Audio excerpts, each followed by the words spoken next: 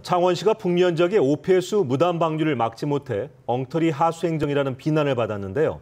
상수도 행정도 마찬가지였습니다. 깨끗한 물을 공급한다며 700억 원을 들여 낙동강의 강변 여과수를 개발했지만 상당수는 결함으로 가동하지 않은 채 방치되고 있습니다. 보도에 김현수 기자입니다.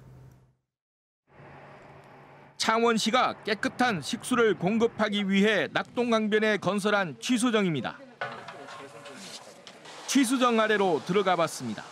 지하 45m 아래서 강변 여과수를 끌어올릴 수 있도록 시설이 완공됐지만 한 번도 식수를 공급하지 않았습니다. 강변 여과수에서 발암 물질인 비소가 기준치를 초과해 검출되면서 식수로 사용할 수 없기 때문입니다.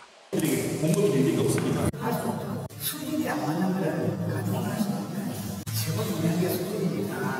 이곳에서 100여 미터 떨어진 낙동강면 또 다른 취수정도 사정은 마찬가지입니다. 지난 2013년에 준공된 이 취수정도 그동안 한 번도 가동되지 않은 채 이렇게 방치되고 있습니다. 창원시가 736억 원을 들여 개발한 강변 여과수 2단계 시설 취수정은 모두 5개. 지난 2013년 모두 준공됐지만 3개는 지금까지 4년째 가동하지 않고 있습니다. 설계서와 달리 취수량이 부족하거나 일부는 중금속이 검출됐기 때문입니다. 당초 기술적으로 하자가 있는데도 불구하고 이걸 사실을 알면서도 관계 공무원들과 건설업자, 감리자가 강행을 한 것입니다. 수백억 원의 예산이 낭비됐지만 창원시는 이 같은 사실을 2년여 동안 쉬쉬하다가 지난 2015년 말에야 자체 감사를 통해 알려지게 됐습니다. KBS 뉴스 김현수입니다.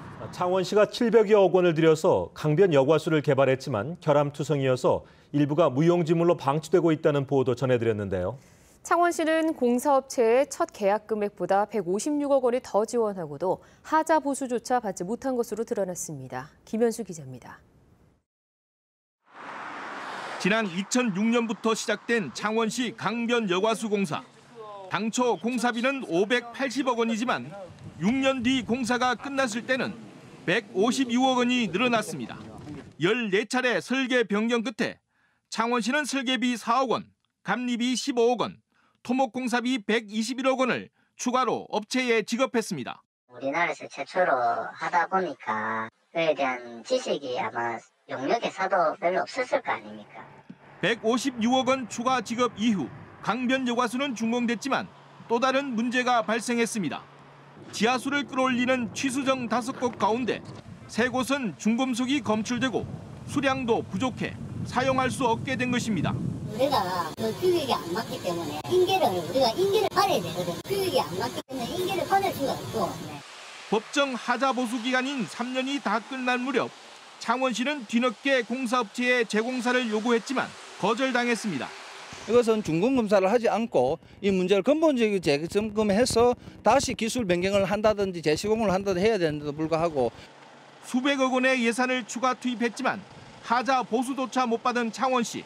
책임은 7급 공무원 1명이 경징계를 받는 것으로 그쳤습니다. KBS 뉴스 김현수입니다.